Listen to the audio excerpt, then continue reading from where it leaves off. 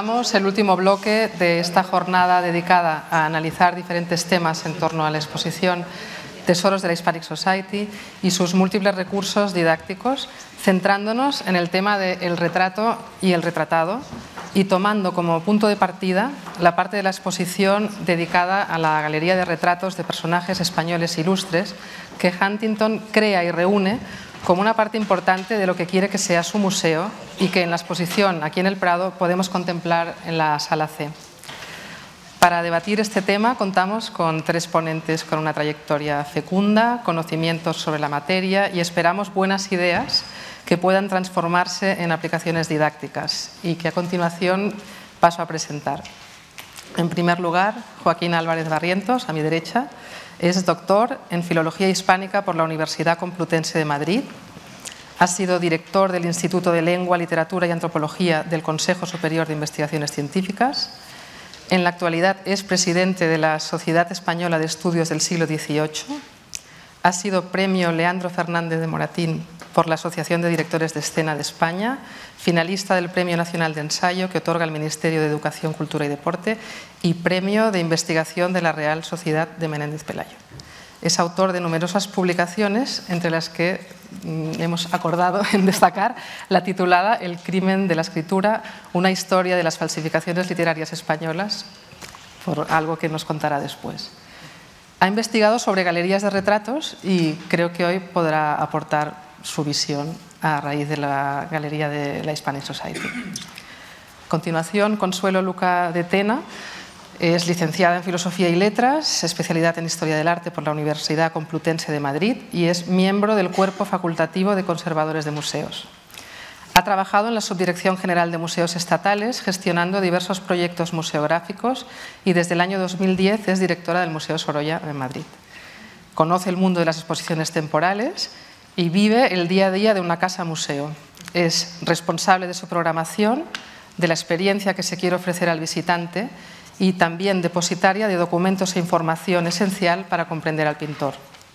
Hoy podremos entender mejor la relación que Sorolla y Huntington mantuvieron a lo largo de su vida y cómo se gestaron los encargos para la Hispanic. Por último, César Tejedor es profesor de Filosofía en el Instituto de Educación Secundaria Parque de Monfragüe, en Plasencia. Su formación es filosófica.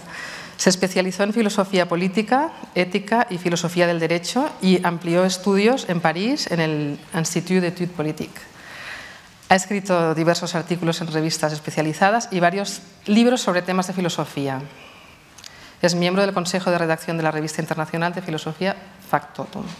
César es una pieza clave en esta mesa, puesto que fruto de sus colaboraciones y su formación en los cursos de formación del profesorado que el Museo del Prado celebra regularmente, ha aplicado innovaciones en su metodología docente que le han llevado a enseñar filosofía, ética y especialmente historia de la filosofía a través del arte, con unos resultados de aceptación muy positivos entre su alumnado.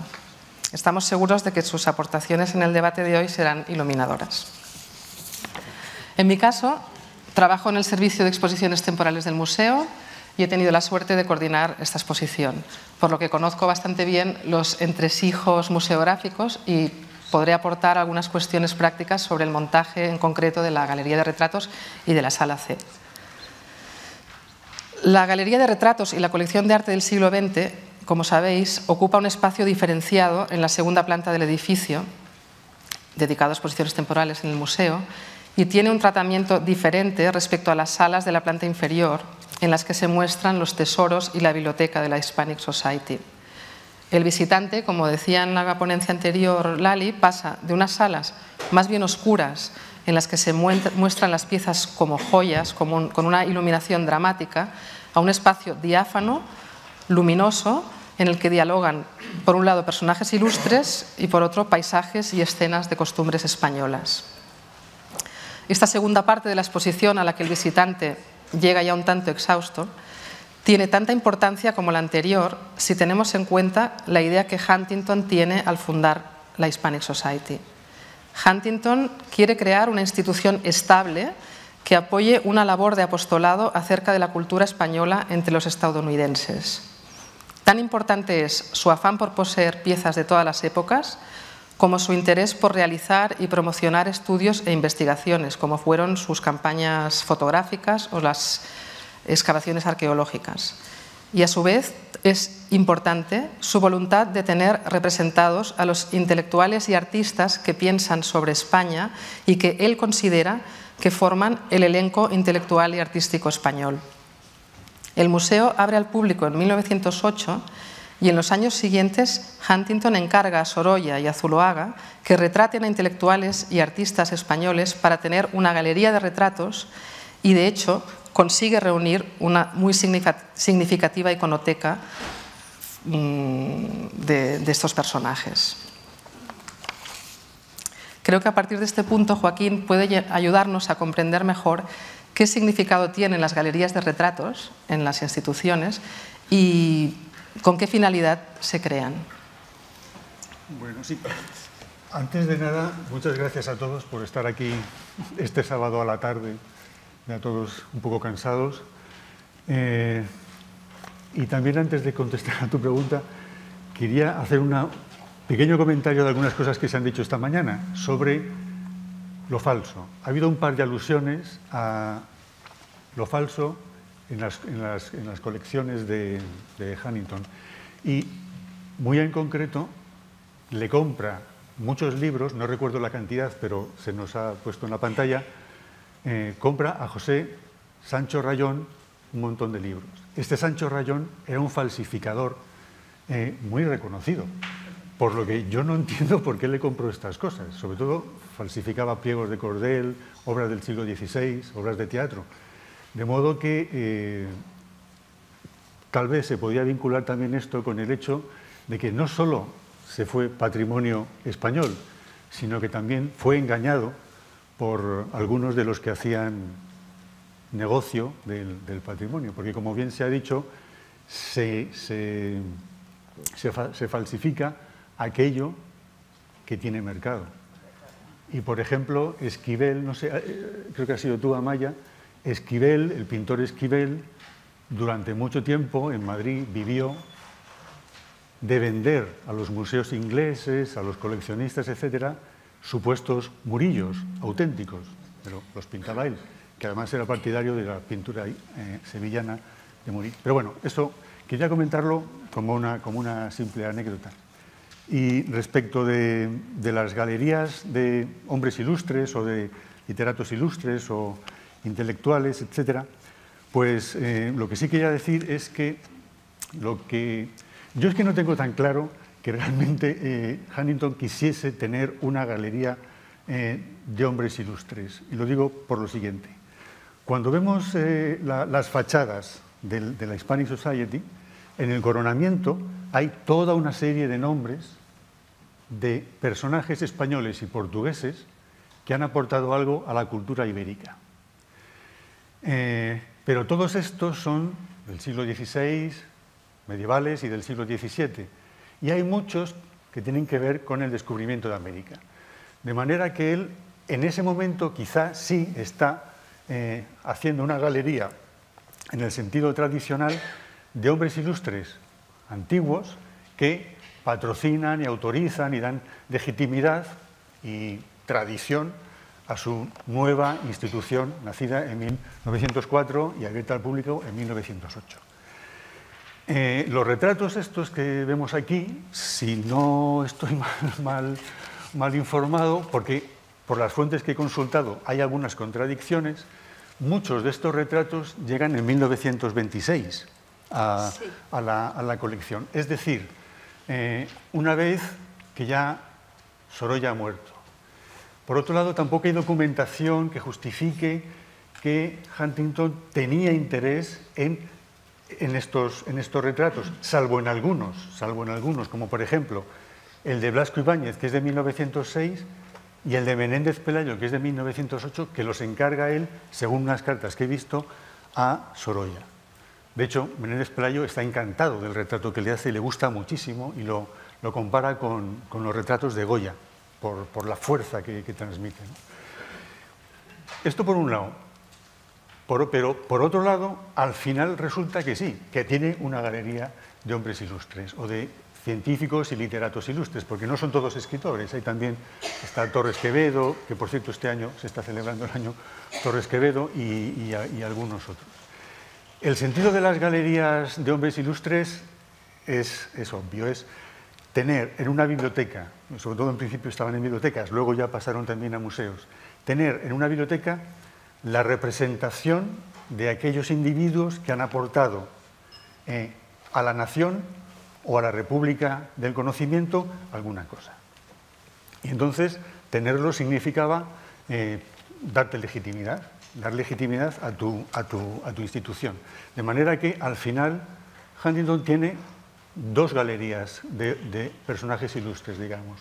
La de los personajes ilustres antiguos, que está, como digo, en el coronamiento de la institución, y la de los hombres ilustres contemporáneos. Y esto, desde luego, es hasta cierto punto una novedad. Se ha dicho también que es una galería inédita, una galería que no existe en otros lugares. Pero la idea sí. Por ejemplo, si vamos al Ateneo de Madrid, en el Ateneo de Madrid encontraremos una extraordinaria galería de ateneístas, de hombres ilustres, no todos los ateneístas. Yo he sido ateneísta y no estoy en la galería, pero creo que tal vez pasado mañana pueda subsanarse este error. Pero en el Ateneo tenemos esta galería. Es una galería de hombres antiguos y de hombres contemporáneos ilustres. En el Palacio Real de Madrid, hasta que llega Carlos III y la escrita, en el coronamiento también tenemos otra galería, no en este caso de hombres ilustres, sino de reyes ilustres. Es toda la cadena de reyes españoles hasta llegar a los Borbones, ¿no? De manera que que también tiene un contenido didáctico, evidentemente, ¿no? Esa cadena de monarcas estaba mostrando la continuidad de la monarquía española y que los monarcas borbones no eran ajenos a ese itinerario nacional, entre comillas, ¿no? Entonces, galerías había, pero es que el Museo del Prado tiene también su propia galería. Y si nos fijamos en la fachada que da al Paseo del Prado por la puerta de Velázquez, además de encontrar unas esculturas que son simbólicas de valores, tengo por aquí apuntados los valores, pero no lo voy a mirar, o bueno, si queréis lo miro, pero es que me ha parecido oír un clamor popular, y entonces, sí, aquí está, pues son alegorías de la fortaleza, la paz, la fertilidad, la magnificencia, la constancia, la admiración, la inmortalidad, la fama, la arquitectura, la victoria, la simetría, la euritmia. Estos son las estatuas que están de ese lado. Pero, además de esto, hay, como en la Hispanic, hay una selección de artistas, arquitectos, escultores y pintores, y una pintora que está en la exposición de Huntington, la Roldana, que forma ese elenco de personajes ilustres.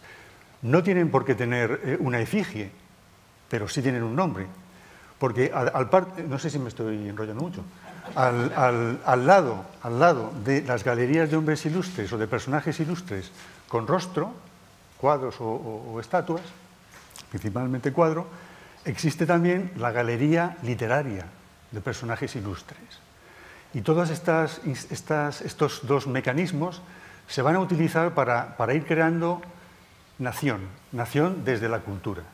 En el siglo XVIII, a finales del siglo XVIII, bueno, hay algunas antes, pero sobre todo a finales del siglo XVIII, y además con conciencia nacional, en 1791 está la primera galería de hombres ilustres. Y es muy simple. Cada cierto tiempo publican el retrato de un personaje español importante con un epítome biográfico.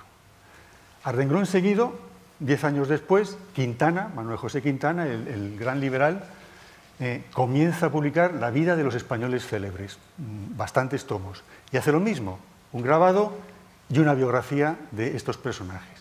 Esta publicación de Quintana se vendió muy bien, pero sobre todo se vendió muy bien en América, más que aquí. Entramos en el siglo XIX En 1700, 1842, 46, no recuerdo ahora la fecha, hay otra galería. En 1856, otra galería, coincidiendo en este caso con un cuadro que todos conocen, que está aquí en el Museo del Prado, de Antonio María Esquivel, cuyo título ahora no recuerdo, y es los intelectuales están en el estudio del pintor. ¿Cómo se llama? La lectura de Zorrilla, me están soplando. Y entonces en este cuadro, que es un cuadro muy interesante, están todos los intelectuales que están dentro del sistema a mediados del siglo XIX. Y es algo parecido a esta galería de Huntington. Aquí son los intelectuales que están funcionando, no todos, pero sí muchos, en los años 10 y 20 del siglo XX. En el caso de Esquivel, aquel cuadro, que además se expuso enseguida, creó una serie de protestas enormes de parte de aquellos que no estaban, que no habían sido incluidos en el equipo de la inteligencia de ese momento, ¿no? Pero es que los que están en ese cuadro todos tienen puestos importantes, ya sea en la administración del Estado, ya sea en la Iglesia, ya sea en la administración local, en la biblioteca, en fin, están controlando la cultura nacional en ese momento, ¿no? Y aquí, en la galería de Huntington, casi todos están vinculados a la institución o están cerca de la institución, son regeneracionistas, y a César le preocupa mucho que Menéndez Pelayo, que no está en la institución, estuviese representado en esta galería. Pero lo que quiero decir es que cuando Archer Huntington crea su Hispanic Society en 1804, el primer, hasta donde yo he sabido, el primer español que forma parte de esa sociedad es Menéndez Pelayo. Los otros que forman parte de la primera tanda son hispanistas franceses e ingleses. Y Menéndez Pelayo es el primero. Y tiene mucho sentido por todo lo que aportó Menéndez Pelayo a la construcción de la cultura española. Y porque además, para el año 1000, y luego en 1908 es cuando le hace el retrato. Cuando le hace el retrato en 1908, Menéndez Pelayo ya no es el Menéndez Pelayo de 1880, cuando ha escrito Los heterodoxos con 20 años, y es un beligerante extraordinario. En 1908 es un hombre muy cercano al liberalismo. Lo siento. Él además procede de una familia liberal. Su padre era político y profesor liberal, aunque eran católicos, esto sí, pero una cosa no quita la otra, ¿no? Entonces, bueno, este era un paréntesis, pero lo que quiero decir es que no sé qué quiero decir. Esta galería es, en efecto, contemporánea de los hombres que están controlando en esos momentos la cultura. Está Ramón y Cajal, está Unamuno, está Pérez de Ayala, está Torres Quevedo, está Azcárate, pero luego están otros también que son más ambiguos, ¿no? Porque está Pío Baroja, que es un personaje que da muchos bandazos a lo largo de su vida. Y para terminar con el principio, yo no estoy seguro, insisto, de que Huntington encargara los retratos. Por lo que he leído, Sorolla los iba haciendo, y en alguna carta que he leído le dice: oye, porque ahí ya se tutean, ¿no? Tengo estos cuadros, estos retratos, si te interesan. Y al parecer a algunos le interesaron y otros los compran en el año 26 o los donan a la familia, no lo sé, porque el patronato no quería comprar. Estupendo. Consuela tiene información. Estupendo, porque ya digo, yo he estado leyendo y demás, y Patrick Lenagan dice unas cosas, Blanca Pons dice otras, y muchas veces coinciden, pero otras no coinciden, ¿no? Y bueno, en definitiva, la función de las galerías era esta, ¿no? Legitimar y dar una personalidad seria a la institución en la que esas imágenes iban a estar, ¿no? Y por otro lado, también, en efecto, como se ha dicho en una de las sesiones, es también una imagen de España, una imagen de la cultura española, frente a la otra imagen, que es la imagen de los grandes paneles, que en realidad no le encarga sus paneles, lo que le encarga es que haga una historia de España, es decir, que represente hechos históricos de la historia de España. Y Sorolla, con muy buen criterio, le dice, mira, no, voy a hacer esto otro que me parece más atractivo y demás, ¿no? Entonces también construye otra imagen de España, que antes de la pregunta, ¿qué imagen se tiene de España fuera? Pues esta imagen, que además yo la suelo vincular, y ahora sí que termino ya, la suelo vincular con las fotografías que Ortiz Echagüe hace en los años 30. Y son fotografías, las habéis visto, en blanco y negro, de una España rural, de una España que en realidad ya no existe, que tiene que sacar a la gente y vestirla para que pose. Son muy bonitas estéticamente, pero que funcionan porque la gente sigue teniendo, y sobre todo los extranjeros, siguen teniendo la idea de una España rural, romántica, medieval, la del bandolero. Esto que se ha contado de he hecho el viaje a España, he pasado de Peñaperros y no me han robado, esto lo repiten muchos viajeros franceses. Y claro, se van hechos polvo porque no pueden contar la experiencia que otros, que tampoco la habrán tenido, pero que se la inventan y la cuentan, ¿no? Entonces eso es esa otra imagen de España. Bueno, en concreto tenemos la galería, tiene retratos de Sorolla y también encargos hechos a Zuloaga. O sea, ahí también habría una disparidad o una diferencia de enfoque, ¿no?, de las dos Españas. Yo estoy con Joaquín en que originalmente la idea de la galería de hombres ilustres contemporáneos no estaba en la mente de Huntington. Yo creo que fue en cierto modo un embarque de Sorolla, ¿no? Huntington puede que conociera algún cuadro de Sorolla que ya había en Estados Unidos, porque Sorolla había llevado algunos cuadros, pocos, había como 3, pero estaban en instituciones importantes. Pero el caso es que cuando fue en 1908 a Londres y vio la exposición que Sorolla tenía en las Grafton Galleries, bueno, pues fue como un flechazo, da la impresión, ¿no? Y quiso comprar algunos retratos. Sorolla siempre mandaba retratos a sus exposiciones, retratos que pertenecían a los respectivos modelos, ¿no? Pero él los llevaba, los pedía prestados, o incluso llevaba los de su familia, como muestra, decir, bueno, estos son los retratos que yo puedo hacer, encárgueme, que soy un retratista estupendo, ¿no? Aunque él siempre dice que, como muy coquetamente, no, que él no es retratista y tal, pero bueno, es un retratista como la copa de un pino y verdaderamente no siempre se puede estar pintando en la playa porque el clima tampoco lo permite, ¿no?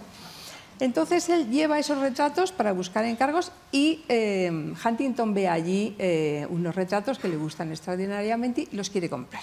Y no los consigue comprar. Estos son el retrato de Raimundo de Madrazo, que es el primer retrato que Sorolla hace, retrato de cargo al aire libre en un jardín, el retrato de Beruete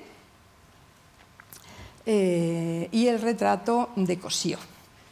Y bueno, pues no se los venden. Entonces, bueno, con el tiempo, la mujer de Madrazo, porque Sorolla se lo había regalado a la mujer, el retrato de Madrazo, la mujer de Madrazo lo regala a la Hispanic Society, y Sorolla le hace una nueva versión del retrato de Beruete, más sencilla, no tan atractiva como la que tiene el propio Museo del Prado, y hace otro cuadro de Cosío, pero curiosamente hace otro cuadro para la familia y Huntington se queda con el primer retrato, ¿no? Eso es una primera cosa. Luego Sorolla, ya cuando entran en contacto, y Sorolla lleva la gigantesca exposición que lleva a Nueva York con 300 y pico cuadros, entre ellos nuevamente retratos, ¿no? Sorolla, muchos de los retratos que tiene de amigos, son de iniciativa de él. No es que se lo encargaran, sino que él les pedía que posaran y tal. Y luego los mandaba a las exposiciones, ¿no? Entonces Huntington le compra otro lote de retratos. Y debió de ser más o menos a partir de ahí cuando empieza la idea de hacer propiamente una galería. No existe ningún contrato para esto. Tanto es así, bueno, Huntington le sigue comprando retratos. Algunos retratados por Sorolla regalan a la Spanish Society y eso se va engrosando, ¿no? Los reyes regalan sus retratos y algunas otras personas más. Y debieron de llegar en algún momento a un acuerdo por el cual Sorolla fue pintando retratos. Yo creo que la mayoría de los retratados fueron escogidos por Sorolla, pero hay algunos que a mí me extraña mucho que Sorolla los escogiera, porque hablaban fatal de Sorolla, no tenían la menor sintonía. Caso de Pío Baroja, por ejemplo, caso de Unamuno, ¿no?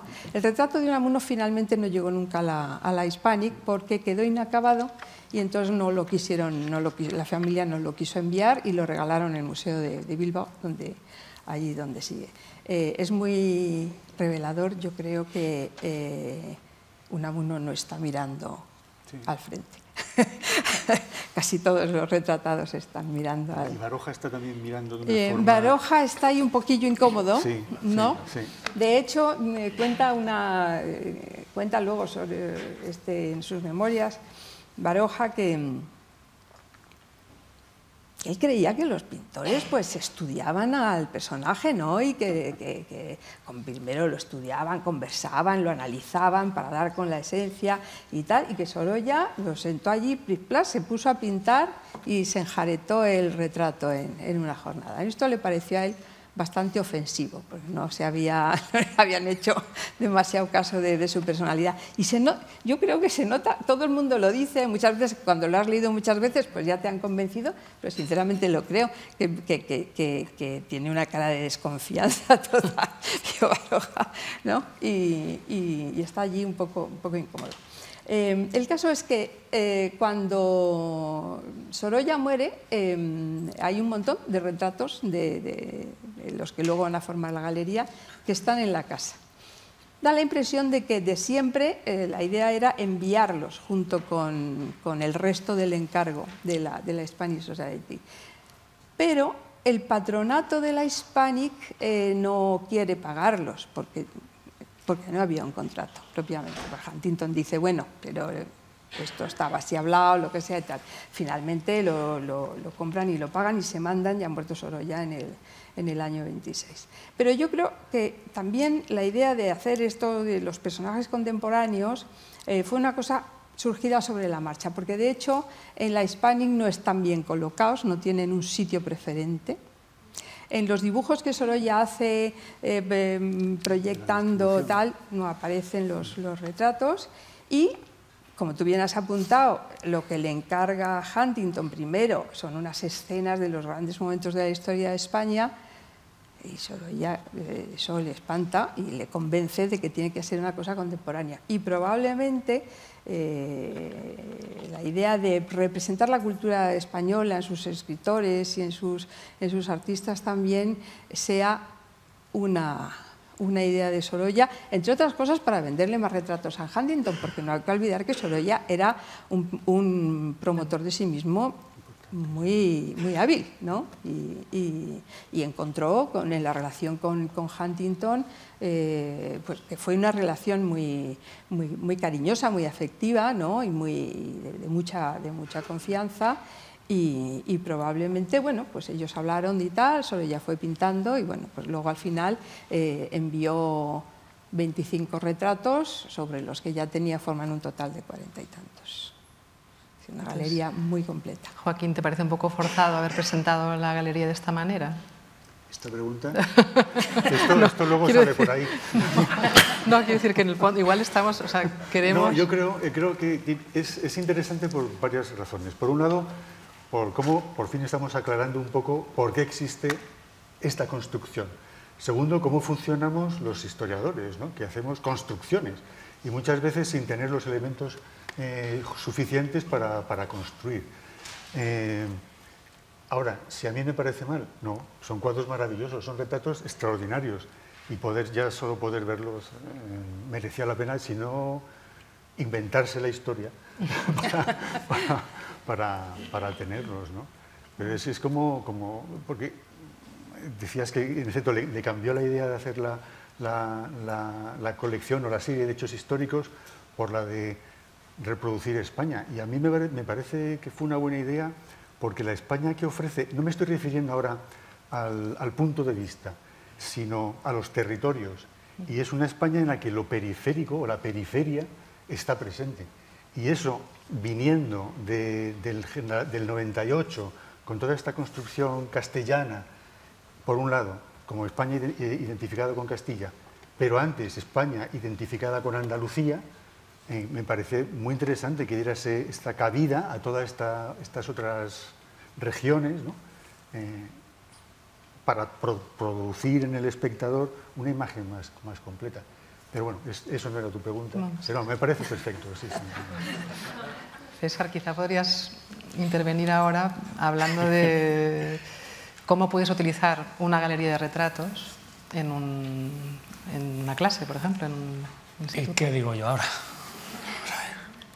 Bueno, sí, unas cuantas cosas. Primero, aquí durante todo el día se ha hablado mucho de Huntington, que es un personaje muy interesante para la historia de España. A mí me gustaría que levantaran la mano los que alguna vez han hablado de Huntington en clase. ¿Sí? Madre mía, qué maravilla.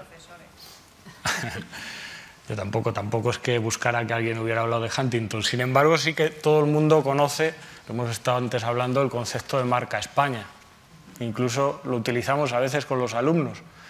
Antes, hablando con Joaquín, podríamos, haciendo una interpretación muy banal de la historia, decir que Huntington fue quizás uno de los inventores del concepto de marca España, fuera de España. Es un señor, poneros en situación, un extranjero estadounidense muy joven que decide recopilar no solo objetos, como han hablado esta mañana, no solo hacer coleccionismo, sino algo tan curioso como preocuparse por recopilar retratos de personajes ilustres de esa época en otro país del otro lado del océano.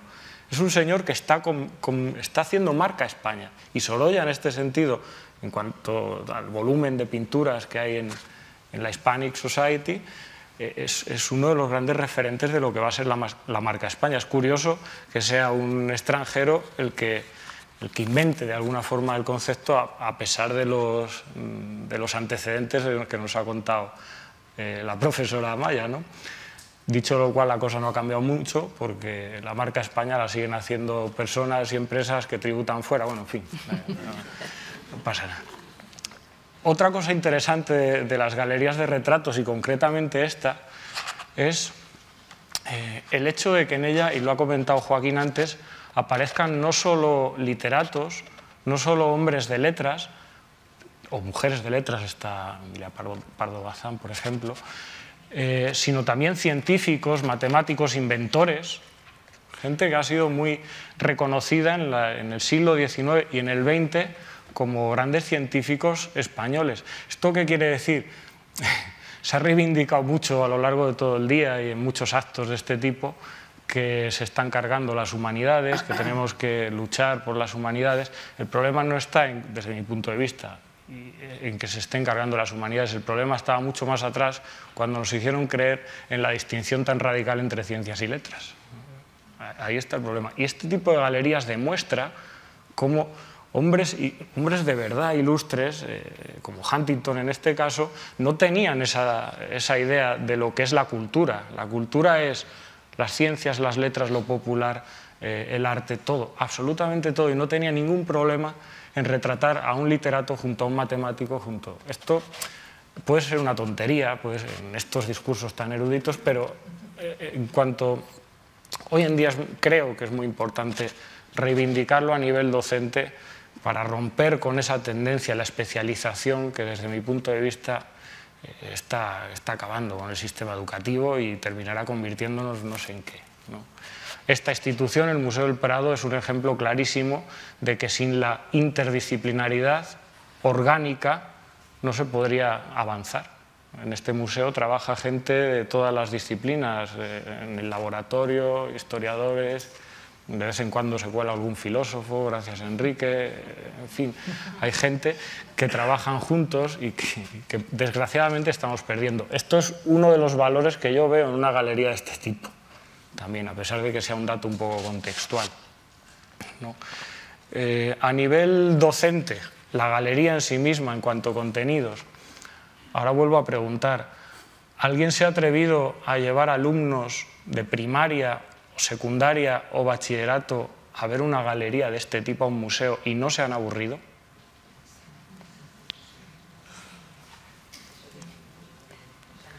Pues, sí. Lo digo porque, claro, para gente como vosotras y vosotros que habéis venido un sábado aquí a perder vuestro tiempo libre a un acto de este tipo, lógicamente disfrutáis con las charlas que estamos viendo aquí. Pero sí, disfrutar. Yo por lo menos disfruto. Pero los alumnos, desde mi punto de vista, lo que mejor funciona, y esto ya estoy hablando un poco de experiencia, que se supone que es para lo que me han puesto a mí aquí al lado de estos monstruos. Mi experiencia es que hay que, primero, hacer que los alumnos valoren el hecho en sí, de la cultura, de los retratos, de las personas, de los retratados, y al final de todo traerles a ver la exposición. Esto es lo que yo estoy haciendo durante todo el año, gracias a los cursos de formación para profesores del Museo del Prado. Durante todo el año yo estoy dando clase de filosofía a través del arte, incluso a los chicos y las chicas de ciencias, de las ramas de ciencias y sanitaria y tecnología, y son curiosamente ellos los que a final de curso me están pidiendo que en días libres vengamos a ver el Museo del Prado, a dar un paseo por todos los cuadros que hemos ido viendo. Quiero decir que traer de sopetón a unos chicos o unas chicas jóvenes de instituto a ver una galería posiblemente no tenga mucha relevancia docente, pero sí la tenga si antes hemos trabajado la galería en clase. Por aquí tengo algún ejemplo que quizás luego os puedo mostrar de cosas que yo he hecho con alguno de los retratos que aparecen en esta galería y que me han funcionado muy bien. Y una vez que hagamos ese trabajo de campo de suscitar la curiosidad en el alumnado, entonces es cuando este tipo de galerías a nivel docente tiene mucho interés. Quizás después, para no monopolizar, puedo mostrar algún ejemplo. ¿De qué manera la pintura de Sorolla o un retrato de Sorolla te puede llevar a otros contenidos? ¿Sigo hablando yo? Sí.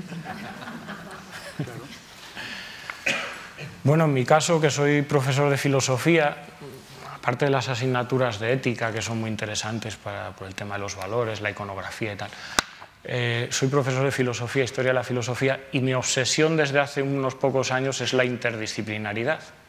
Yo creo que el éxito de la educación, al menos en secundaria y en bachillerato, que es donde se está perdiendo, porque los maestros de primaria sí que saben hacerlo muy bien, es fundamental trabajar la interdisciplinaridad, es decir, que los alumnos sean capaces de interrelacionar contenidos de las distintas materias. Y yo eso es lo que estoy trabajando y me está funcionando fenomenal. En el caso de Sorolla, por ejemplo, Sorolla es un pintor de finales del siglo XIX, principios del XX, y eso es una época concreta en España y una época concreta en Europa. También se ha hablado de la relación con América, pero estamos en Europa y Huntington está recogiendo lo que hay en Europa, concretamente en España.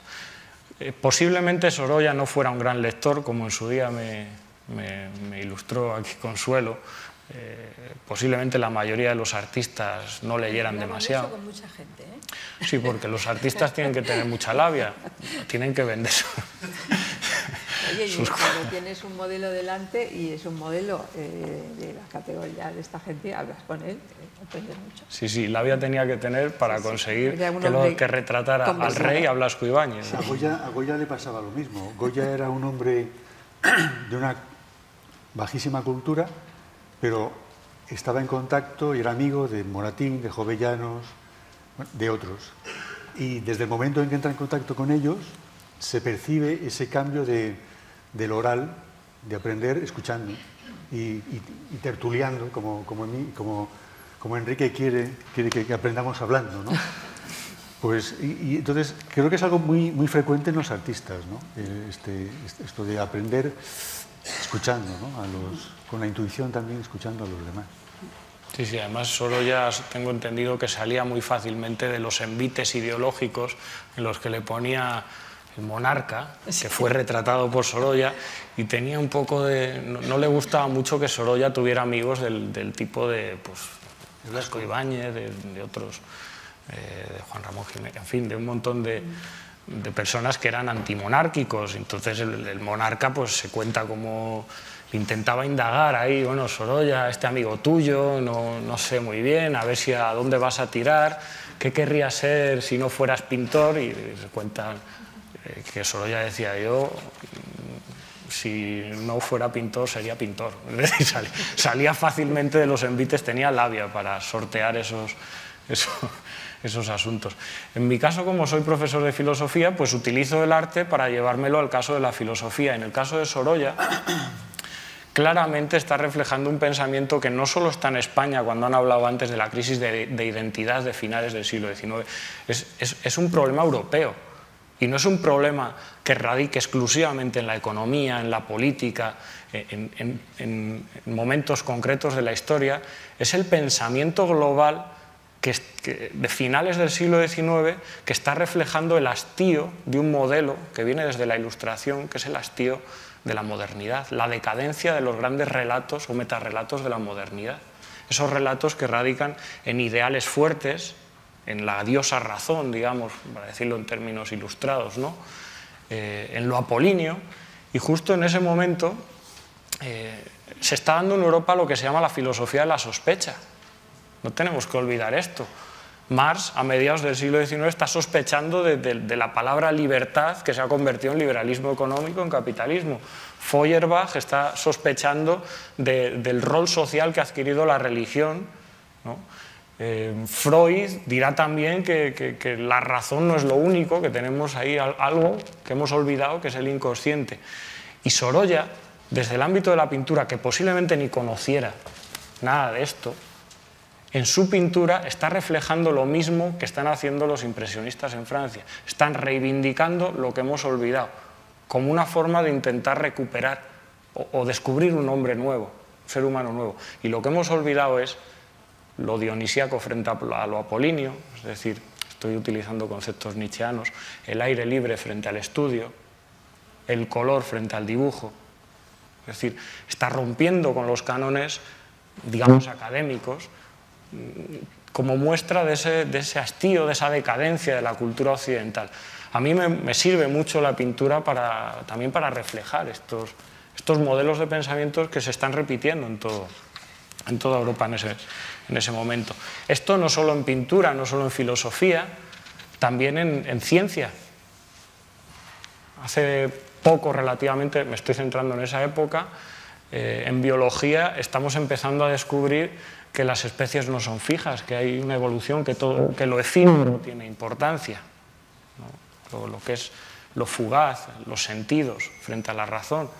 En física, Einstein dará carpetazo a la física newtoniana, con las categorías objetivas, espacio y tiempo. Es decir, es todo un pensamiento que se manifiesta en todos los ámbitos de la cultura y refleja lo mismo, una decadencia de la modernidad o de los grandes metarrelatos de la modernidad. Este discurso, que yo lo veo en filosofía, ilustrado con ejemplos de distintos campos, lo podemos llevar también al campo de los retratos. Y ahora es cuando me tengo que levantar y poner una imagen para terminar. Para terminar de hablar yo ahora, quiero decir.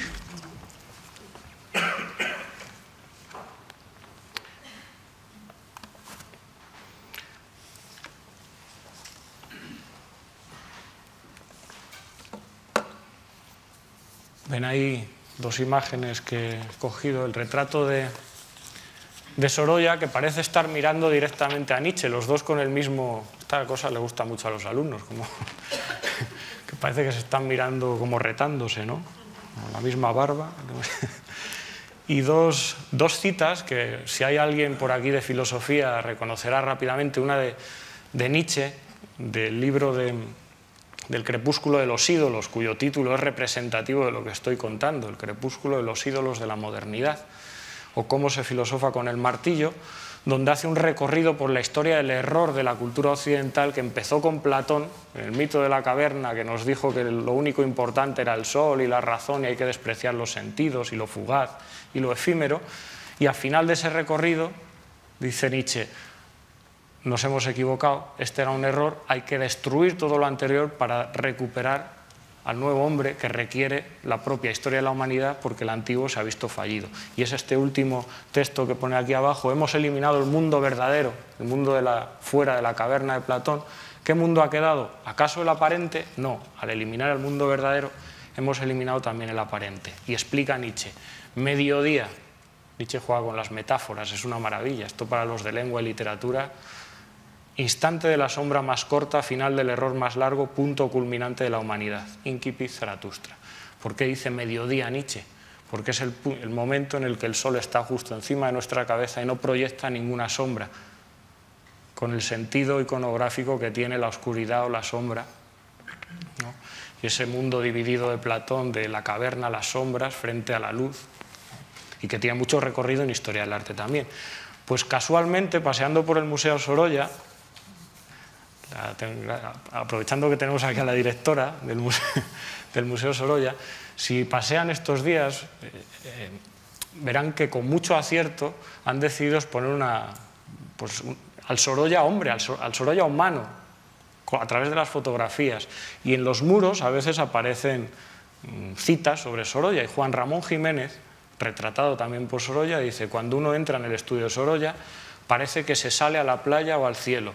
No es una puerta que se cierra con nosotros, es una puerta que se abre al mediodía. Y aquí está reflejando ese nuevo intento de recuperar algo, de crear a un nuevo ser humano. Y esto es lo que yo veo en la galería, lo que veo en la filosofía, lo que veo en la pintura, lo que veo en la ciencia y lo que veo en muchas cosas. Y también en los retratos. Aquí he recogido algunos, no le he puesto el título ni nada, simplemente porque me interesa que vean algunos de los retratos de Sorolla que están en la galería que tenemos aquí arriba. Son Benito Pérez Galdós, Pío Baroja, Blasco Ibáñez y Beruete, ¿no? Diferentes contextos, pero si se fijan, en todos vemos el mismo semblante, un semblante efímero. Sorolla está intentando captar lo efímero, está haciendo casi un robado fotográfico, no está pintando un retrato académico al uso. A Beruete si lo... ¿Te puedo interrumpir? Sí, claro, ¿cómo no? Es que no termino de ver la conexión, porque a fin de cuentas, incluso si haces un retrato académico, sí, también estás robando el momento, el instante, ¿no? Y este tipo de retratos familiares, por así decir, o en posturas cotidianas, cercanas, forma también parte, por otro lado, de toda una poética del retrato, ¿no? Entonces, no veo... Pues yo sí que lo veo aquí. Sí, pero explícame, por eso te lo pregunto. Aureliano de Beruete, que parece que no se ha enterado de que le están pintando. Que está con el sombrero y con el abrigo, está pasando. Perdona, ¿cómo que no se ha enterado? Está posando.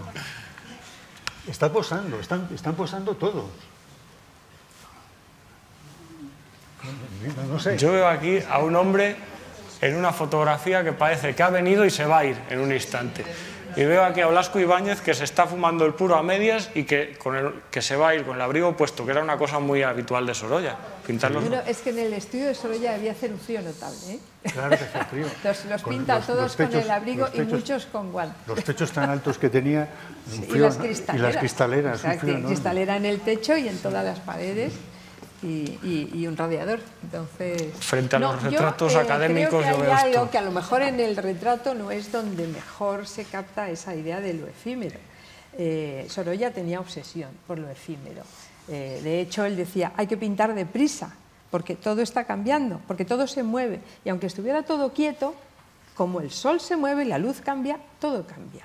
Y entonces él tenía obsesión por captar las cosas en el momento en que a él le habían parecido atractivas, en el momento en que esa luz que él estaba viendo le parecía, porque hay veces que realmente la luz transfigura las escenas, ¿no? con su poder. Y entonces a Sorolla perder ese instante verdaderamente le obsesionaba, o sea, le producía una desazón tremenda, a tal punto que realmente llegó a desarrollar un estilo de pintar a una velocidad que llamaba la atención.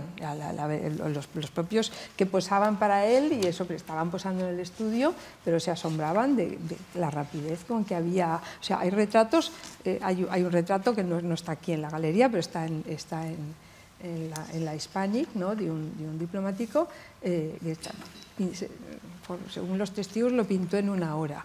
¿No? Y es una cabeza nada más, pero precisamente esa rapidez de ejecución, o sea, el retrato tiene una frescura, una transparencia que tiene verdaderamente ese pálpito de la vida, ¿no? Es una cosa realmente sorprendente.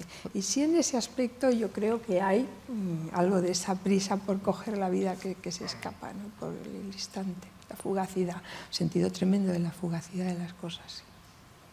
Yo veo que en estos retratos hay una cercanía entre retratado y pintor, hay una mirada en casi todos los casos, no hay un de igual a igual, y esto luego se rompe, por ejemplo, en la decisión museográfica de presentar al personaje, ¿no? Nosotros hemos subido intencionadamente el eje de colgado de los retratos, no para que el visitante dialogue tanto con el retratado, sino para que reconozca al personaje. Ahí lo puedes asociar a la idea de galería. Sí, te ataco a ti siempre, ¿por qué no? Lo podéis asociar a galería de retratos. Sí, porque como he dicho al principio, muchos de estas galerías estaban en lo alto. En las bibliotecas, por ejemplo, estaban en la parte superior de las estanterías, los bustos. En el palacio también estaban en la parte superior. En el mismo Ateneo están en la parte superior de la pared, están arriba. Entonces sí, supongo que eso contribuye a tener la impresión de solidez, de una institución sólida, y los padres de la patria te están mirando desde arriba. Voy ¿no? a poner la foto de cómo están en la Hispania. Y te están mirando desde arriba. Y en ese sentido, como digo, dan como solidez a la institución. Lo que lo aleja totalmente del concepto de la ruina. O sea, en la ruina lo que te está mostrando es el paso del tiempo, el deterioro, etcétera, etcétera. Mientras que estos individuos colocados en esa posición te está mostrando lo contrario, la permanencia de una institución que sigue vigente, etcétera, etcétera. Entonces, la verdad es que no me había fijado en que estaban así más altos. Están un poco más altos. Pero sí, un acierto. Así es como están en la Hispanic. Están en alto, efectivamente, en la biblioteca, y como puede verse, tampoco muy bien colocados, es decir, no parecen obedecer a un plan preestablecido. Aquellos son los Quintero, ¿no? Yo creo que sí. Los otros dos señores yo no sé muy bien. Sí, ese Falla. Sí, Falla, y este no sé. Ortega, el Marqués de Jerez de los Caballeros, sí. Marañón. Y están mezclados... Torres Quevedo y Pedrellal. ¿Respeta a los autores? ¿Cuelga por un lado retratos de Zuloaga y por otro de Sorolla, o se centra? Me parece que no. ¿En cronología o en...? No sé muy bien qué criterio, porque yo lo he visto muy brevemente en la biblioteca, o sea, es un sitio en que entras así un poquito, no forma parte, digamos, de la visita, sino que... Tampoco están todos colgados. Tampoco están todos colgados. Podemos decir que otra vez el espacio de una exposición temporal en el que recreamos esta idea yuxtapone o reúne una cantidad de retratos que igual, bueno, que nunca han estado expuestos de esa manera en la Hispanic y que igual solo estuvieron almacenados en el estudio de Sorolla. Hombre, ¿aquí cuántos hay en total? Pues no los he contado. No soy muy mala para... En la Hispanic son 40 y tantos. Aquí hay 20 sí, 24. 24 retratos y 24 pinturas. Sí, 40 y tantos. Es interesante porque, además de los cuadros de Sorolla, tenemos a Goya también ahí, en la escultura, aquel no sé quién es, y este Séneca puede ser, no sé quién es que está allí. ¿O es el mismo Sorolla? Yo creo que es Sorolla. Es Sorolla, ¿verdad?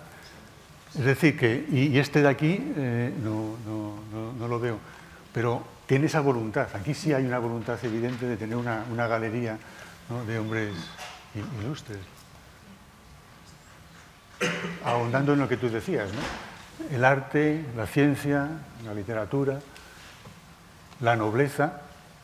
Porque el marqués de Jerez de los Caballeros, que es el que le vende la biblioteca magnífica que tenía en Sevilla, este era un enorme jugador y la vende por deudas de juego. Muy propio de él. Y entonces tiene que pagar. Y por eso Menéndez Pelayo se enfadó tanto, porque salió un patrimonio bibliográfico extraordinario que no había en otros sitios, porque este hombre y su hermano eran no eran coleccionistas, como bien se ha dicho esta mañana, eran compradores compulsivos de libros y tenían muchísimas cosas. Y Menéndez Pelayo iba a consultarlo en Semana Santa a Sevilla. Y cuando vio que todo aquello se marchaba, pues se irritó mucho. Pero como alguien ha comentado, unos pocos años después no tiene ningún inconveniente en formar parte como miembro fundador de la Hispanic y en ser retratado, ¿no? Pero bueno, todos tenemos contradicciones, ¿no? Sí, lo que comentaba antes, Joaquín, es que como ha sacado el tema de Menéndez Pelayo, hay un retrato de Menéndez Pelayo y habíamos quedado en no hablar de eso. ¿Ah, sí? No me hagas caso. Porque llevábamos un intercambio de emails, yo le tengo frito con Menéndez Pelayo porque a mí me resultaba extraño ver a Menéndez Pelayo en una galería de retratos de la Hispanic Society, más que de la Hispanic Society, por lo que ya hemos dicho, que Sorolla, tan amigo, y, para mí, cercano a la institución Libre Enseñanza, de hecho sus hijos creo que estudiaron allí cuando vino a Madrid, y a los regeneracionistas, de repente... Pero Menéndez Pelayo también era regeneracionista. Bueno, a final de su vida. También.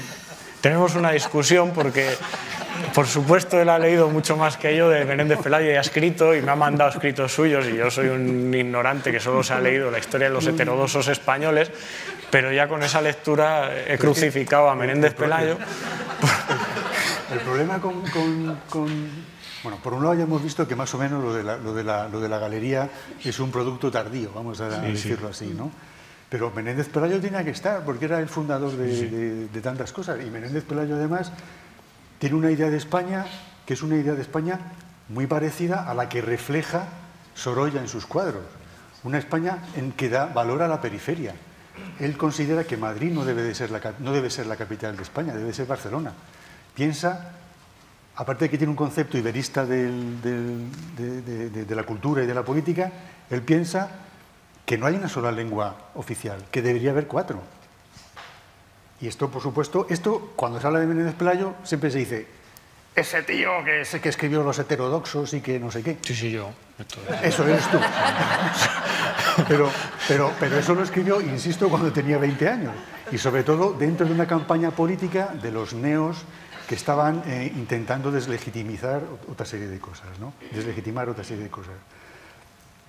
Y él se aprovecha de los neos y de los católicos, y cuando le hacen catedrático, le hacen académico, se separa de ellos y se va acercando otra vez a los liberales. Y Clarín republicano, le dice, Marcelino, ya era hora, pero lo estábamos esperando, ¿no? O sea, ese giro.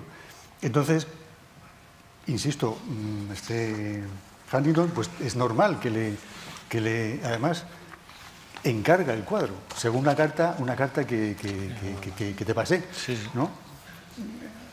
Para que vieras que bueno, Además, bueno, estas son... en descargo de Sorolla lo retrata cuando Menéndez Pelayo tiene 52 años y no con 20 años que escribió esa cosa. Sí. Pero esa cosa, en fin, ya termino. Que le tengo mucho respeto, a la historia de los heterodoxos españoles le tengo mucho respeto. Pero esa historia es la otra historia de España. Si él no hace esa historia, un cuerpo importantísimo de doctrina y de ideología y de doctrina heterodoxa habría desaparecido. Y sin embargo él, y de hecho a medida que va escribiendo, cuando llega a los últimos volúmenes hay algunas cartas en las que se da cuenta de lo que ha hecho. de que en vez de anatemizar eso, bueno, como se diga, eso lo ha puesto en el panorama de la historia española, ¿no? Y de hecho también dice una cosa: me interesan más estos heterodoxos antiguos que muchos meapilas de los de ahora, e incluso muchos heterodoxos de ahora. Es decir, ahí hay un cambio que en esos 2 o 3 años o 4 que está escribiendo el libro, él sufre, ¿no? Y gira hacia ese lado. Pero bueno, ya no hablo más de Menéndez Pelayo. No, pero es muy interesante ver cómo, y lo dijiste antes muy bien, cómo en esa época, y voy a hablar de una cosa que contó Enrique el día aquel que vinimos por la noche al Museo del Prado. En esa época los intelectuales, fueran de una ideología o de otra, se llevaban bien, discutían sobre ideas, hablaban, incluso se escribían cartas, leían los libros. Se escribían cartas, estaban en las mismas tertulias. Antonio Machado le escribe una carta a Ramiro de Maeztu, valorando y agradeciéndole su libro, ¿cómo se llama? El de la Hispanidad. La memoria. A mí me falla a mí. Bueno, no me acuerdo. Es un libro famosísimo sobre la Hispanidad y el concepto de la Hispanidad. Escribe una carta que, si no la habéis leído, debéis leerla. Magnífica. Y luego, claro, luego uno es republicano y el otro está en el otro bando, ¿no? Pero en esa época, en esos años, están todos juntos, mezclados, y Alberti con Fernández, con Jiménez Caballero, haciendo cosas de cine, y Jiménez Caballero quería convertir a Alberti en el protopoeta del fascismo italiano, porque Alberti era muy italiano, le encantaba todo lo que tenía que ver con Italia, y Alberti estaba ahí, no decía que no. Y al parecer, ya por terminar con el chascarrillo, Primo de Rivera y García Lorca también estaban juntos, tenían sus tertulias en el Café León, y según el último libro que se ha publicado, eran amantes. No me lo he inventado, ¿eh? No me lo he inventado. Ahora bien, no me pregunten el autor porque no lo recuerdo. Pero es decir, que luego, sí, hemos construido lo que hemos construido, pero las cosas no eran tan simples, estaban todos más... Y era una época muy interesante. Pero bueno, hemos pasado de un tema a otro, ¿no? ¿Qué os parece si, para reconducir la tertulia, volvemos nos presentas, César, un ejercicio práctico a partir del retrato de Juan Ramón Jiménez? Sí, sí. Pero para volver con el tema... Bueno, eso ya... Alguien decía el otro día que una galería de este tipo en España no hubiera sobrevivido, la habrían quemado unos u otros, y gracias a la Hispanic Society, a Huntington o quien sea, tenemos hoy una galería de hombres de distintas ideologías que están compartiendo una galería, ¿no? Un ejercicio práctico que yo he hecho y que me ha funcionado muy bien. Lo que pasa es que lo voy a presentar de forma diferente, lo voy a presentar al revés de como lo he hecho en clase. A partir del retrato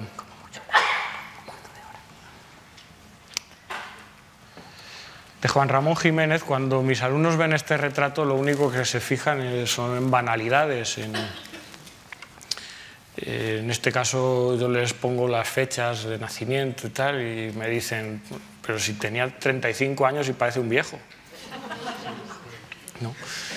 Bueno, con el tiempo yo también me he ido fijando en esas cosas, es una cosa curiosa. Y en este caso me siento un poco mal porque, claro, yo tengo 35 años, veo a este y digo...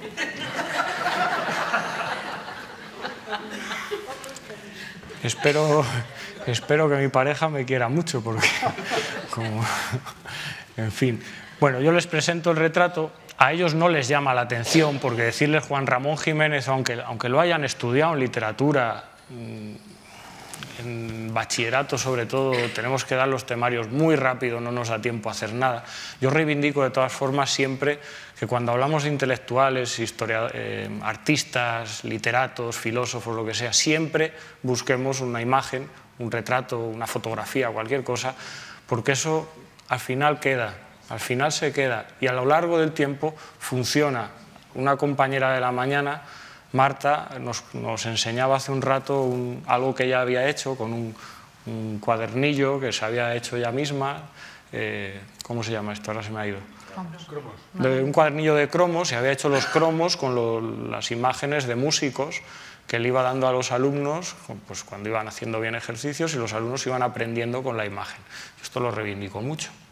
Siempre lo hago en mis clases y al final eso es lo que hace que cuando vayan al Museo del Prado, a la exposición de retratos, pues digan, anda, si este lo he estudiado yo, este es... Porque si no, no identifican lo que han estudiado con la persona, con la época.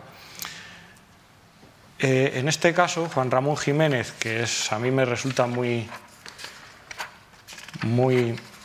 interesante por la ideología que tiene también, tengo que reconocerlo, es un republicano también. Sabéis todos que fue al final Premio Nobel de Literatura por el conjunto de su obra, todos hemos leído Platero y yo, muchos de los alumnos seguramente también hayan leído Platero y yo, aunque a mí me parece mucho más interesante el diario de un poeta recién casado, de precisamente 1916, que es el año en que fue retratado por Sorolla. Si yo les dijera que Juan Ramón Jiménez tiene una relación muy estrecha con Sorolla y con la pintura, no les sorprendería. A los alumnos no es que no les sorprenda, es que no les importa.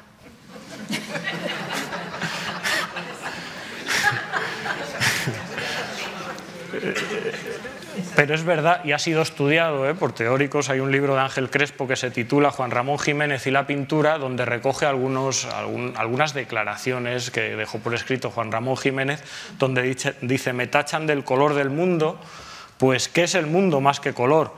Color y luz, color y sombra, forma y color. Entonces Juan Ramón Jiménez, que está siendo retratado por Sorolla.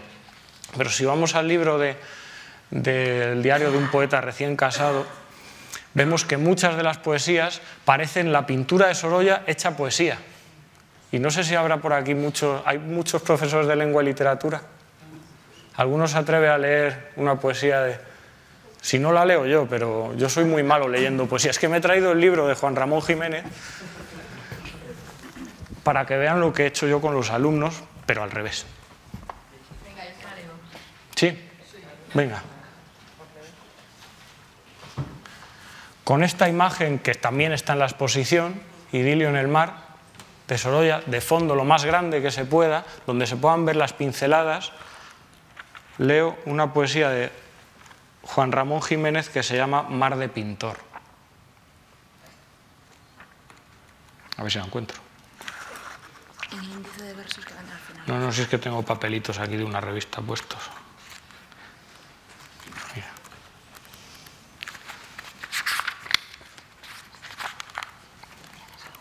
¿Tú la conoces? Espérate, a ver. Mira, Mar de Pintor. Es que sabía yo. Te tienes que acercar aquí. Toma. Y si no me pongo... Ah. ¿Con esto? No, con esto. Ah. Con el atril. ¿Y dónde se le da la trila aquí? Ya está. Mar de Pintor, 4 de la madrugada, mar azul Prusia, cielo verde Malaquita, emociones, 6 de la mañana, mar morado, cielo gris, sport, 9 de la mañana, lectura, 1 de la tarde, mar ocre, cielo blanco, desamor, 4 de la tarde, mar de plata, cielo rosa, nostalgia. 8 de la tarde, mar de hierro, cielo gris, pensamientos.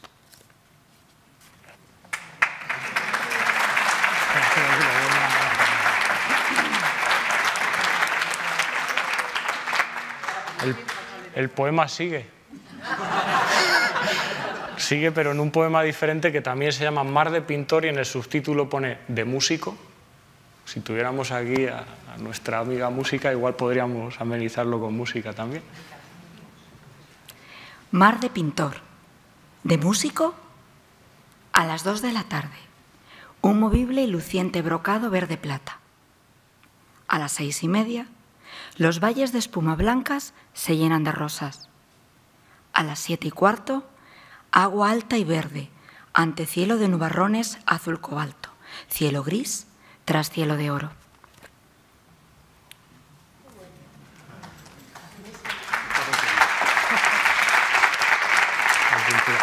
No sé si hay muchos maestros aquí, maestros de infantil y primaria.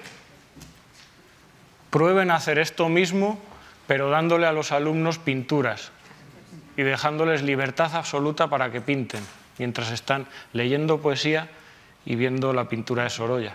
Es una maravilla, funciona. Y si se lo dan a los alumnos de secundaria, todavía más interesante, porque los alumnos no quieren abandonar esa clase, pues después viene la de historia.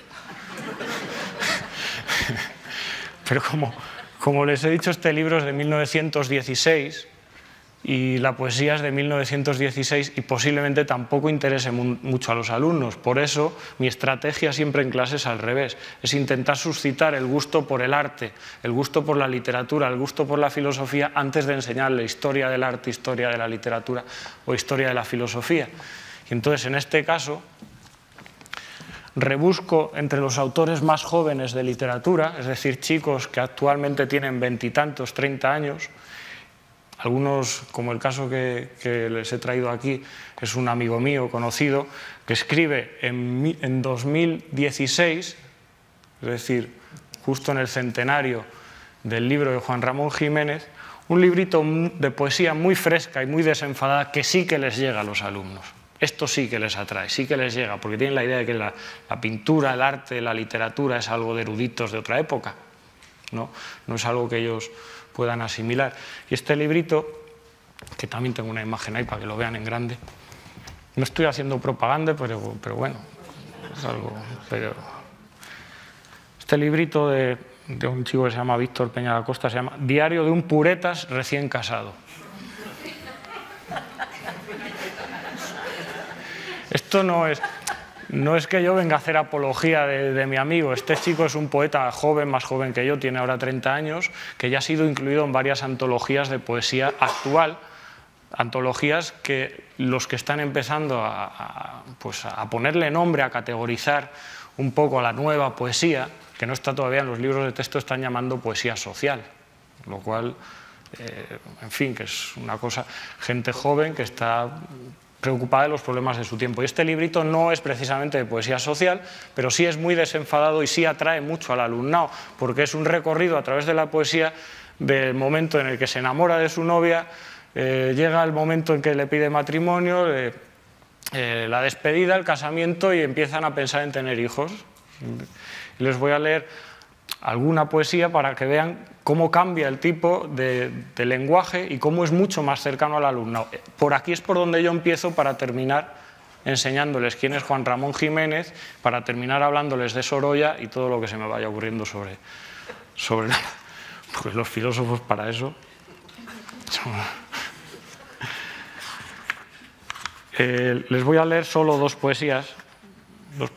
Una es el momento de la despedida de solteros, lo llama despedida, y dice así: quizás aún no sea demasiado tarde para cancelar todo. Puede que todavía estemos a tiempo de evitar nuestra tragedia. ¿Cuánto hubieran dado Edipo, Calisto, Lord Jim o Truman por un segundo de lucidez antes de la masacre? Soy de la generación que vio Airbag en el cine. Las autoridades sanitarias nos dedicaron más tiempo del merecido. ¿Algún día intentaremos viajar en el tiempo y evitar que suceda? Todos sabemos cómo va a acabar esto. En unas horas querremos arrancarnos la cabeza, el hígado y los recuerdos. Pero ya no queda más que huir hacia adelante. Somos juguetes en manos del destino, mensajes cifrados en botellas rotas, idiotas que escupen hacia arriba y luego se quejan de lo botado. Ya es tarde para salir corriendo. Vibran los móviles. Ya están aquí. ¿Tu amigo se ha casado o no? Mi amigo se ha casado. Se ha casado porque alterna poesías. Sí. No me lo expliques. No. Y la última, y ya abandono mi introducción, es la última poesía. Bueno, tengo otra que no les voy a leer, que se llama igual que el libro Diario de un Puretas recién casado, pero que les invito a leer. La última poesía es cuando ya se ha casado y ya empiezan los rumores de, bueno, ¿y ahora qué? ¿No? Se titula El lado oscuro.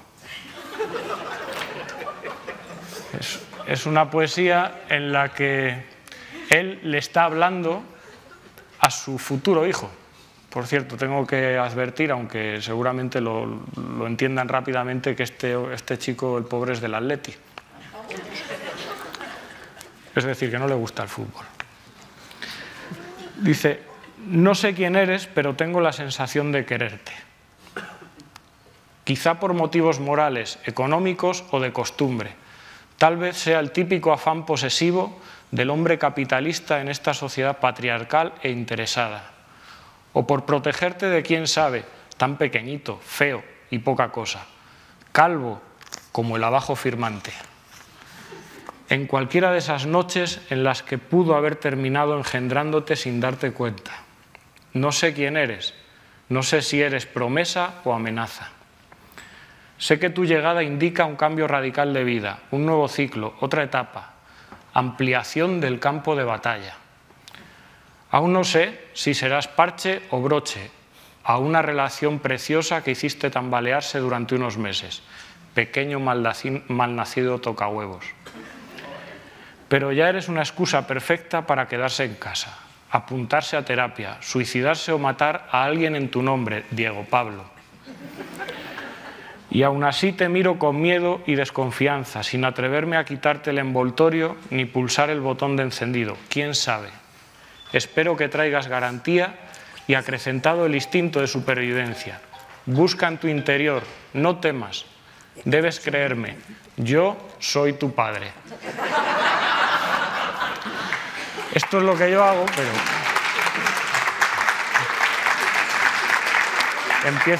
empiezo enseñándoles poesía que les atraiga, sigo explicándoles que este libro es un homenaje al libro de Juan Ramón Jiménez. Les interesa un poco saber quién era Juan Ramón Jiménez y si escribía igual que este tipo, entonces les leo alguna poesía de Juan Ramón Jiménez. Es entonces cuando traigo el arte y les explico la relación de Juan Ramón Jiménez con Sorolla. Y esto a veces funciona.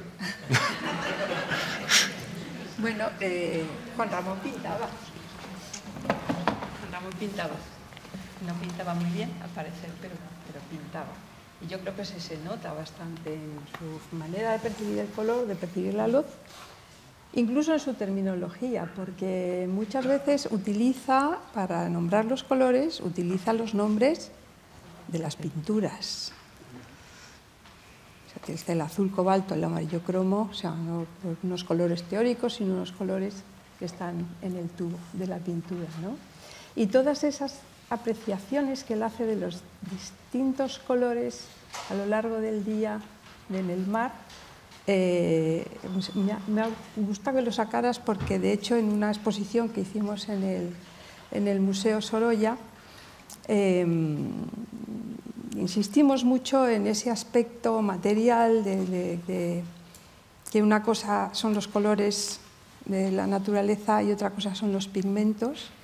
Sorolla se quejaba mucho de que con el color, el polvo de los pigmentos había que sacar la luz y cómo hacer aquello, ¿no?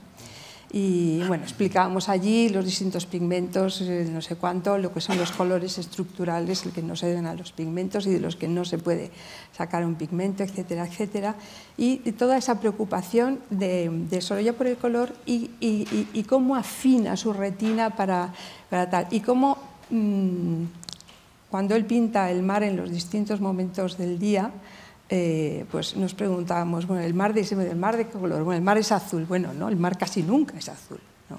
Entonces hacíamos hincapié en que la gente se fijara en todos los colores que hay en el agua, simplemente en el agua del mar, ¿no? Y cómo según se refleje la luz, la hora del día, lo que hay alrededor, lo que se esté reflejando, lo que se esté transparentando, o sea, toda esa experiencia visual que uno tiene a su disposición, lógicamente, siempre, pero en la que no se fija. Yo realmente siempre invito, cuando hago charlas o no sé cuánto y tal, siempre invito a la gente a que después de ver los cuadros de Sorolla, especialmente los cuadros de Márquez, que es lo más llamativo, que luego cuando vaya a la playa se fije, ¿no? Porque hay cosas que uno nunca ha percibido hasta que lo ha visto en la pintura, te abre mucho los ojos. Una cosa muy curiosa, en la que coinciden tanto Juan Ramón como Sorolla, es en el aprecio del color violeta. El color violeta era una moda nueva, el color violeta se había inventado, como quien dice, o sea, había existido siempre, pero mezclándolo, ¿no?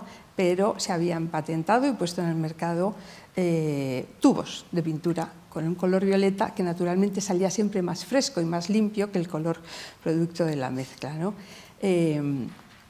Juan Ramón habla mucho del violeta, en este caso no del violeta del tubo, sino del violeta de la naturaleza. Habla mucho del violeta, sobre todo del violeta de la puesta de sol, del violeta del atardecer.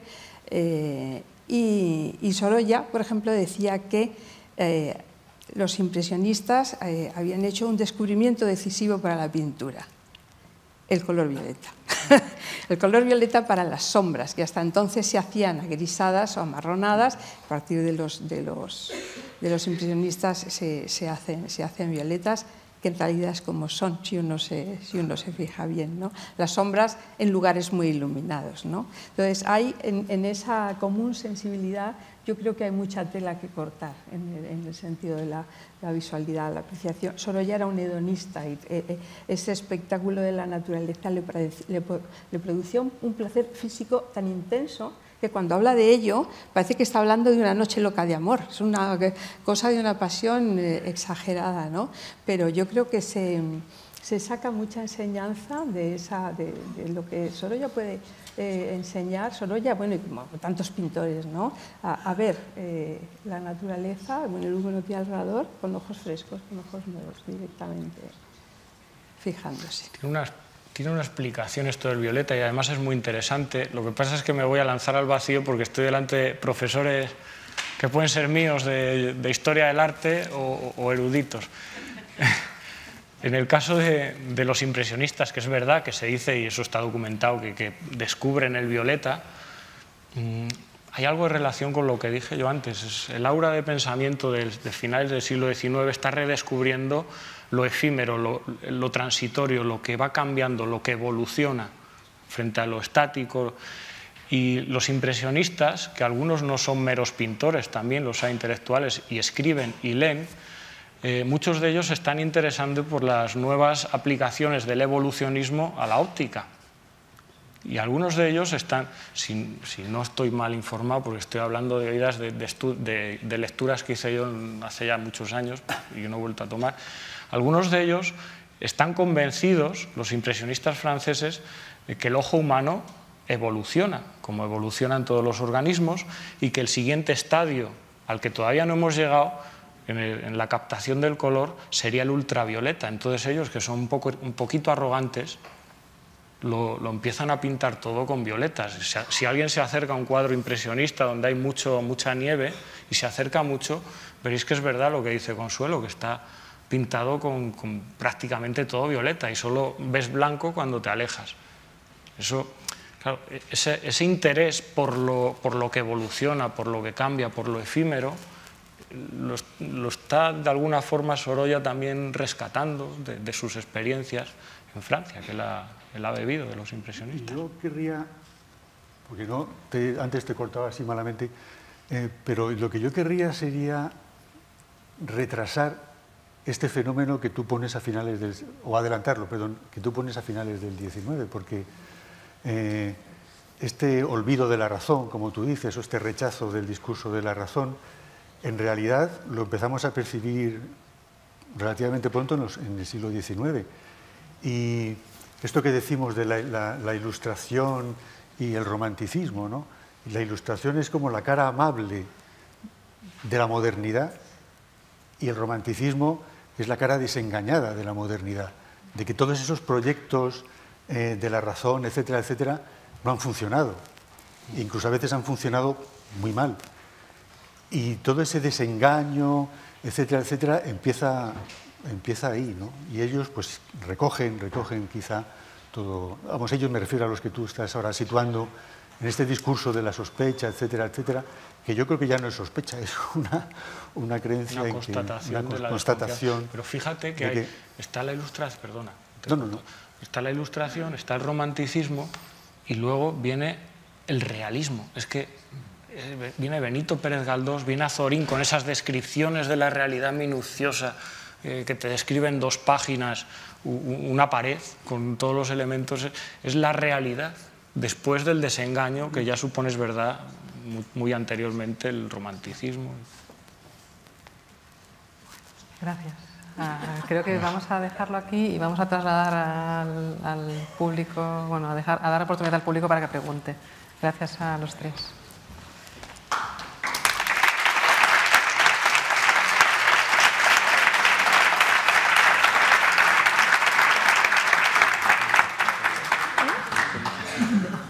Bueno, la verdad es que sí, muchísimas gracias por todas vuestras intervenciones y bueno, ahora ahora es vuestro lugar, ahora es vuestro turno, como esta mañana, hacer las preguntas o las intervenciones que queráis. Antes de que empecéis, yo quisiera pediros un favor.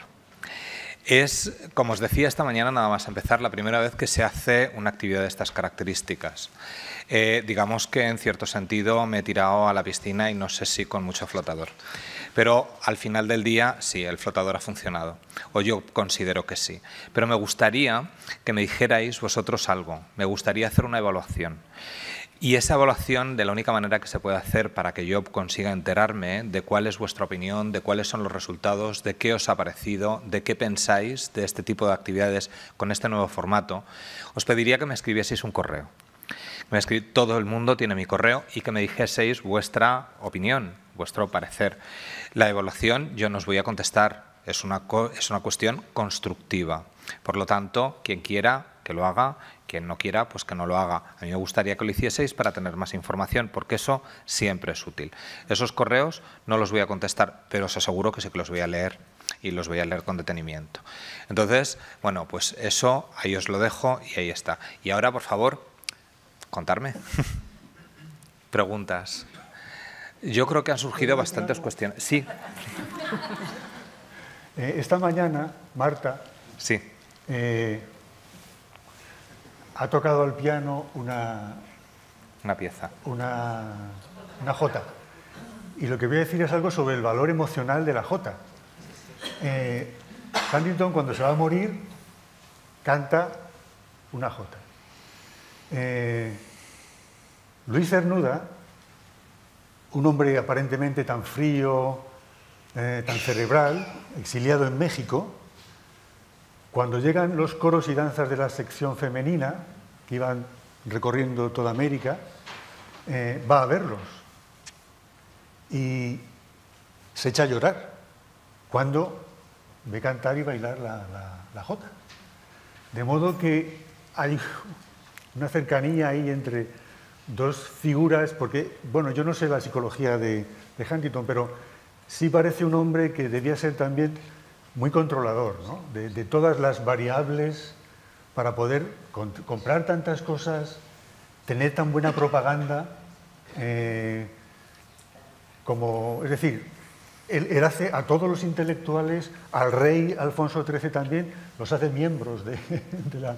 Es decir, se los gana, los neutraliza, ya no hay crítica. Menéndez Pelayo, sabes que está, no quiero tocaros más o menos, pero lo voy a hacer, está en el primer comité de asesores, es uno de los 9 asesores. Lo he dicho. Ah, lo has dicho, perdona. No has atendido. No sé por qué, ponle la grabación una y otra vez. Muy bien. Pero eso es porque hay mucha información, eso es bueno. Bueno, no. Solo lo de la jota. Escribir también en la revista de la Revue Hispanique que dirige Fouché dels Vols, meten rápidamente también a Menéndez Pelayo por ahí. Sí. Es que eran amigos. Sí, se llaman amigos. Eran amigos. Bueno, ¿alguna pregunta más? Aunque sea de Menéndez Pelayo. No, nadie tiene algo que preguntar. Yo creo que han surgido muchas cuestiones, que han quedado muchas cuestiones abiertas, muchas opciones. Creo que todo el mundo quiere irse a su casa, ¿no? Bueno, vamos a ver. No voy a insistir mucho. Si en cualquier momento se os ocurre cualquier pregunta o cualquier intervención, bienvenida sea. La verdad es que son las 8 menos 20, con lo cual llevamos un día intenso. Yo, antes de terminar, la verdad es que sí que me gustaría deciros unas cuantas cosas. En primer lugar, echarme un poco de propaganda, que es echar un poco de propaganda al Museo del Prado, que, a pesar de que sea el Museo del Prado, siempre necesita propaganda de sus actividades, y comentaros lo que ya tenéis a vuestra disposición. Ya están abiertas la posibilidad de hacer las solicitudes, muchos de vosotros ya lo sabéis porque me lo habéis comentado, para las dos actividades que hay, ya porque una ya la he cerrado, la cerré a los 10 minutos de salir, pero las otras dos todavía están abiertas. Y si alguien quiere puede participar. Son también dos actividades completamente nuevas. Este año estoy por la innovación. La primera es el 17 de junio y es un curso sobre amores iguales e identidad de género. Es una actividad en la que yo he puesto mucho empeño y mucha motivación, que tiene unos objetivos muy claros de trabajar a través de la obra de arte y de las colecciones del Museo del Prado la igualdad de género y la integración en el aula. Para ello he conseguido que vengan aquí personas tan importantes, tan interesantes, que van a hacer unas conferencias que me han contado tan bonitas, estoy tan contento con ellas, como Estrella de Diego, como Carlos Reyero, como Álvaro Molina, como Álvaro Perdices, como Carlos González Navarro, y otras experiencias de compañeros vuestros de centros de institutos o de otros colectivos que os contarán sus experiencias en determinación y en el tratamiento en contra del bullying, el maltrato y la separación, y en defensa directamente de la integración a través del arte, lo cual a mí sinceramente me tiene muy motivado. Eso es la primera de las actividades, y la segunda es en el mes de julio, el 13 y el 14 de julio, el curso de Europa. Llevamos ya 2 años, este es el tercero, y este año solo vamos a dedicar a Italia. Italia en los siglos XVI y XVII. Y como muy bien ha estado diciendo ahora César, es un curso que persigue muy definidamente la interdisciplinaridad. Se va a ver de una forma muy completa, donde va a haber multiplicidad de relaciones entre ciencia, literatura, música, filosofía, dibujo, historia, arte y todas las influencias, con una serie de ponentes también bastante importantes, bastante interesantes, y de lo cual yo pues os transmito que ese trabajo ya está hecho y yo estoy muy contento y lo tenéis a vuestra disposición para quien le interese. Aparte de eso, pues mi evaluación de estas actividades, la verdad es que estoy muy contento.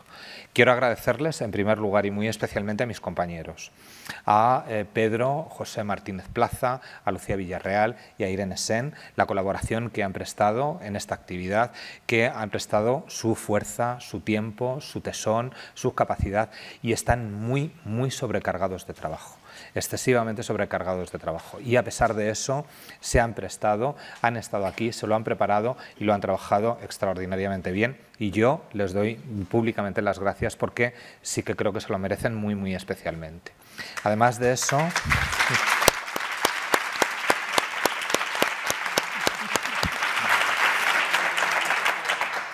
sí, además de eso, a todos los ponentes que han participado. No es nada fácil combinar 16 ponentes en 4 grupos distintos. La colaboración de todos ellos ha sido exquisita. Ha sido exquisita y una colaboración muy pertinente, muy voluntariosa, muy implicada, con mucho tiempo de dedicación también. Y cada uno, desde su punto de vista, han aportado cosas muy diferentes y yo creo que muy interesantes porque, como os decía en un principio, se han abierto muchos campos y se han tocado muchos aspectos. Amaya ha venido desde París para estar aquí y para hablar aquí. Ella está trabajando en París, con lo cual no es moco de pavo. Sí, y hemos tenido también, son cosas que sinceramente agradezco mucho porque supone un esfuerzo, igual que las personas que vienen y se desplazan aquí dedican su tiempo a pasar un sábado aquí. A mí me parecen cosas que son tremendamente importantes y valorables. Y eso que después dicen que los profesores no trabajan, no le dedican tiempo y no tienen motivación. Eso es mentira.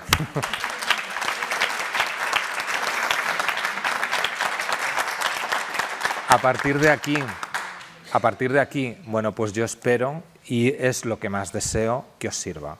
que todo esto que se ha hecho aquí, con todas esas opiniones, con toda esa diversidad, tenga realmente una utilidad práctica y sobre todo se vea reflejado no solamente en la mejora de vuestro trabajo, que es el objetivo fundamental, sino en la consideración que tenéis vosotros y vosotras del Museo del Prado y que eso se lo transmitáis a vuestros alumnos y a vuestras alumnas.